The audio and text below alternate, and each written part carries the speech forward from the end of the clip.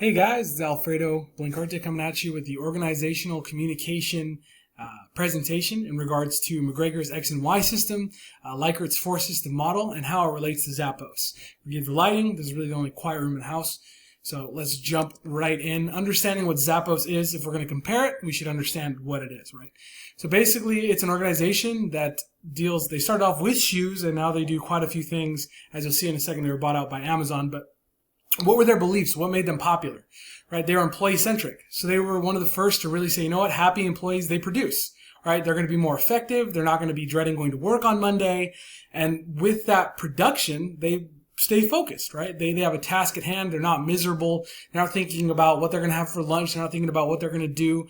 You know, once that final bell rings, like we're in school or something, when they finally clock out, and they also buy in. Right? If we like what we do, we're much more likely to buy in. If we hate what we're doing, chances are we're not going to be too enthused when we go to work. Right?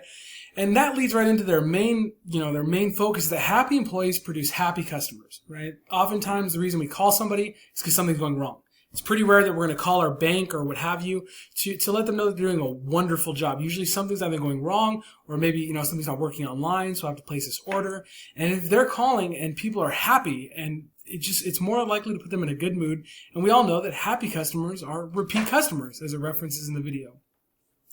And so some of the outcomes that I thought were really cool, as referenced in one of the videos that we watched this week, was Zappos was rated as the 6th best company in the world by Fortune. That's awesome. I would love to work at a place like that. And at the end of the day, they were sold for $1.2 billion to Amazon. I mean, that's an amazing statistic. That shows how successful that something like this can be. Okay, so how do they do it, right? How do they do it? How do they create this employee-centric work environment? Well, there were 4 major themes that I kind of pulled from the videos and they referenced in the last video. And that is, first, they plan, right? So where do employees fit? Not just how are we going to accomplish this, but where do employees fit, right? What are they good at? What do they like doing? And that leads them right into their organization piece. Not what do we have, but who do we have? And what do they like to do? This allows people to be passionate at their jobs, which leads to a massive increase in productivity, right? So if people like what they're doing, if somebody likes being on the internet and they like doing Facebook and they like doing Twitter, and you put them in your marketing department, they're much more likely to be passionate about what they're doing, right? And finally, how do they lead, right? They're leaders are not managers, right? Leaders at Zappos empower those around them, right, to do what needs to be done. They build relationships with them. I thought it was very interesting that 20% of the managers or leaders' time had to be spent with employees. I thought that was really cool. And it removes one of the biggest problems that most businesses face, which is communication or lack thereof. Right? And finally, control, because every business and organization to be successful has to have goals. It has to have something that they're working towards, right? So Zappos doesn't encourage micromanaging, right? They don't encourage somebody to sit behind the desk and punish people and what have you, but rather they want to put themselves in the best possible situation to succeed by focusing on their people, right? So if somebody likes doing this and this needs to get done as it is, right? Marketing, PR, sales. There's a lot of people who enjoy talking to people.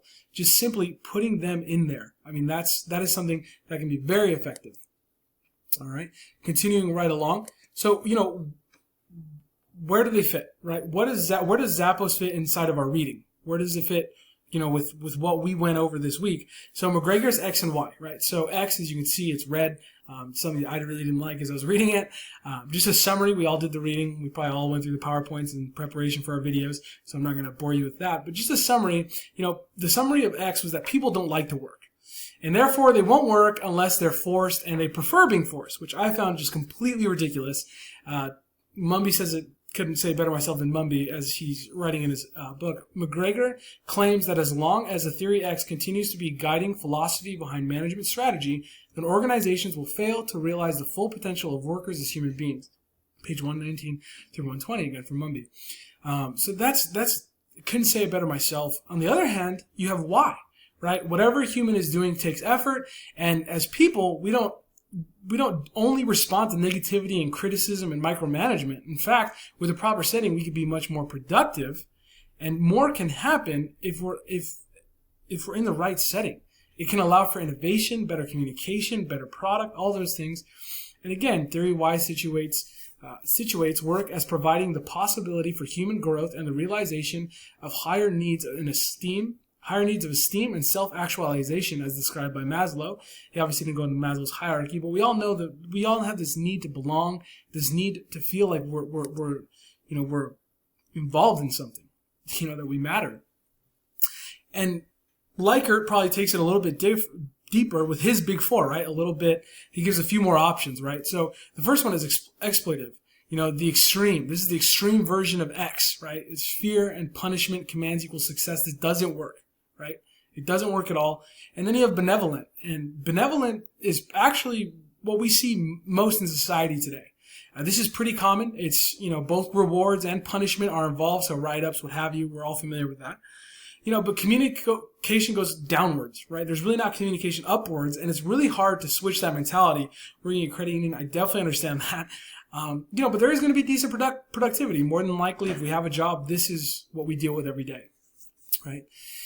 And then getting a little bit closer is consultative, right? Employees get to take part in the goal-setting process. Once those goals are set, they are handed down as commands, but this is predominantly a reward-based system. So it can create a pretty great productivity. It can create a pretty great productive environment, and it will lower turnover, but again, it's not the ideal situation. Again, at Zappos, a lot like Y, we see on this Y for McGregor, we see participative in Likert, right? There's open communication. Communication goes up and down, side to side. Everyone works together. Everyone has a say. And this will obviously increase buy-in. This is why a company like Zappos can come on the scene and just take it by storm, because they're so focused on keeping the people that work there happy, which is going to increase productivity, make people more effective. Beating a dead horse here, but participative is the way to go, especially if you're thinking about being some sort of entrepreneur. And last, we have our references page. Obviously, we used Dennis Mumby, Organizational Communication, a Critical Approach. I hope you liked my presentation. Hopefully, it wasn't too long. Hope you guys have a great day and a blessed weekend.